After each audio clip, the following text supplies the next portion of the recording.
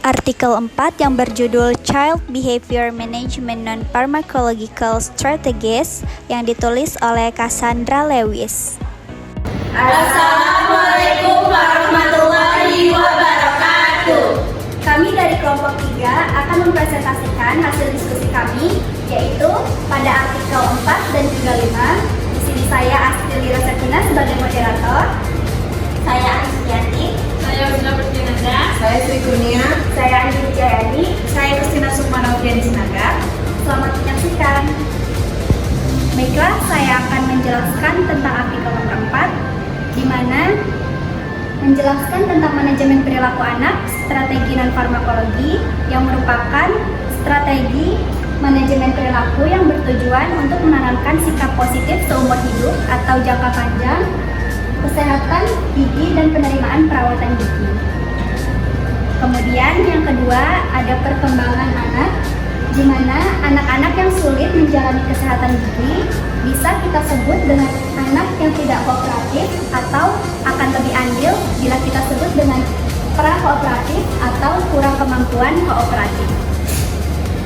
Selanjutnya yaitu strategi pengelolaan perilaku non-farmakologis. Untuk strategi yang pertama, memberikan informasi persiapan, contohnya seperti surat pra-pertunjukan, deskripsikan tentang apa yang diharapkan pada mereka. Yang kedua yaitu komunikasi lisan, contohnya seperti kata-kata yang ramah untuk anak dan sesuai usia, hindari kata-kata yang negatif dan emosional. Yang ketiga yaitu bukan kata kerja komunikasi, contohnya seperti lingkungan yang ramah terhadap anak, yang bahasanya mudah dimengerti, tepukan atau sentuhan lembut untuk mengurangi kesusahan. Kemudian pengendalian kehendak, yaitu mengubah volume atau nada bicara dengan kecepatan yang seperlunya. Kemudian katakan, tunjukkan, dan lakukan. Contohnya berikan penjelasan yang sesuai dengan usia, misalnya alat genggam yang lambat seperti peragaan pertunjukan, menunjukkan getaran pada jari. Kemudian meningkatkan kontrol, yaitu contohnya memberi isyarat tangan tergantung tingkat ketidaknyamanan. Kemudian penegakan positif, contohnya penguatan selektif terhadap perilaku positif tertentu, meningkatkan kemungkinan terulangnya perilaku ideal. Selanjutnya permodelan, contohnya efektif dalam belajar dengan mengamati orang lain secara nyata, terutama hasil yang positif. Kemudian selingan, contohnya seperti mengalihkan perilaku ke hal lain untuk membantu prosedur yang lebih menyenangkan, misalnya kartun, audio, ice breaking, dan lain sebagainya. Yang terakhir yaitu desensitisasi sistematis. 4 tahap perkembangan menurut teori Jean Piaget. Yang pertama yaitu teori sensori motor pada usia 0-2 tahun. Pada tahap sensori motor, membangun perkembangan sebagian besar secara kebetulan dan melalui trial and error. Yang kedua yaitu tahap praoperasional pada usia 2-7 tahun. Pada tahap ini, anak-anak belajar melalui eksplorasi. Meskipun mereka belum mengembangkan pengetahuan kognitif dan berpikir secara logis, namun perkembangan berbahasa mereka berkembang sangat pesat. Yang ketiga yaitu teori operasional konkret pada usia 7-11 tahun. Pada tahap ini, anak-anak mengalami peningkatan kemampuan bernalar dan berpikir menjadi lebih logis. Yang keempat yaitu tahap operasional formal pada usia 12 tahun dewasa. Pada tahap ini proses berpikir mereka menjadi lebih mirip seperti orang dewasa dan kini dapat memahami konsep-konsep seperti penyakit, kesehatan, dan pentingnya pencegahan. Selanjutnya kepribadian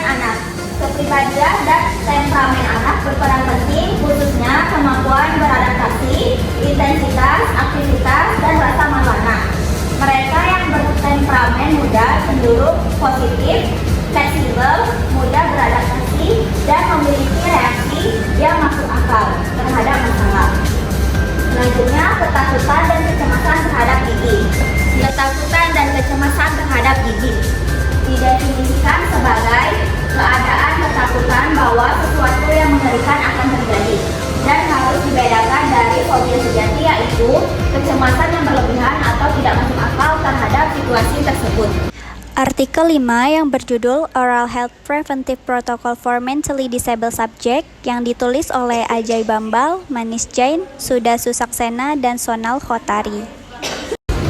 Selanjutnya, artikel 5. Kesehatan mulut merupakan aspek kesehatan yang penting bagi semua anak dan lebih penting lagi bagi anak-anak dengan kebutuhan kesehatan khusus.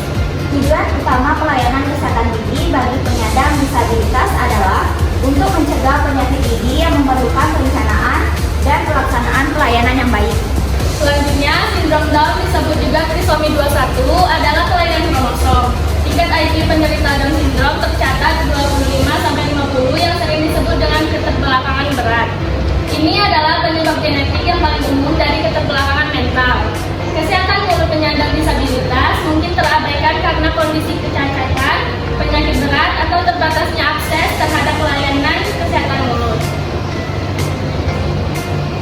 Protokol pencegahan kesehatan mulut yang pertama ada pendidikan kesehatan gigi dan mulut, yaitu seluruh program promosi kesehatan mulut bagi anak penyandang disabilitas harus memiliki tujuan yang spesifik, terukur, tujuan yang tepat, realistis, dan terkait waktu.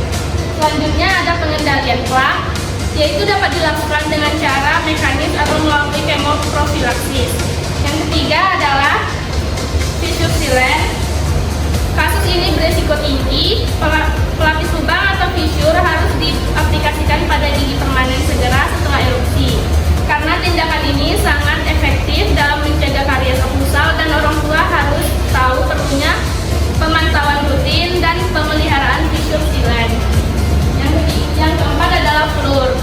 Manfaat fluor adalah untuk pencegahan dan pengendalian karies gigi.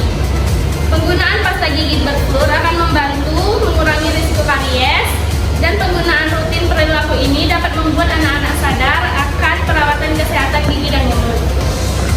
Berikut adalah pelayanan kesehatan gigi dan mulut yang dapat dilakukan di sekolah. Program menyikat gigi reguler di sekolah harus diterapkan dan diperkuat pada semua kelompok penyandang disabilitas.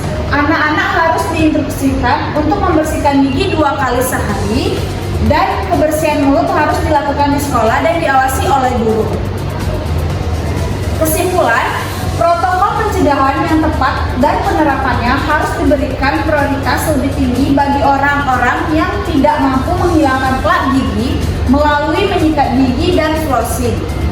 Promosi kesehatan mulut harus mencakup fasilitasi akses dan penggunaan layanan kesehatan mulut secara teratur. Agar efektif, program pencegahan harus mudah digunakan, berbiaya rendah, dan memerlukan kerjasama penuh dari administrator, staf medis, perawat, dan klien. Baiklah, itulah hasil presentasi video kami. Kami ucapkan terima kasih dan kami mohon maaf apabila ada kesalahan dalam penyampaian. Thanks for your attention. Wassalamualaikum warahmatullahi wabarakatuh.